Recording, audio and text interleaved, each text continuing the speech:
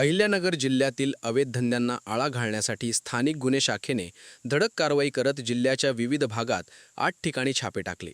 या कारवाईत अवैध गावठी हातभट्टी दारू, देशी विदेशी दारू, प्रतिबंधित गुटखा तसेच अवैध गॅस रिफिलिंग प्रकरणी एकूण 9 आरोपींविरुद्ध गुन्हे दाखल करण्यात आले असून तब्बल 3,84,503 रुपयांचा मुद्देमाल जप्त करण्यात आला आहे. पोलीस अधीक्षक सोमनाथ घारगे यांच्या आदेशानुसार स्थानिक गुन्हे शाखेचे किरण कुमार कबाडी यांच्या नेतृत्वाखाली स्वतंत्र पथके तयार करून श्रीरामपूर, कोपरगाव, राहुरी व श्रीगोंदा पोलीस ठाणे हद्दीत ही कारवाई करण्यात आली.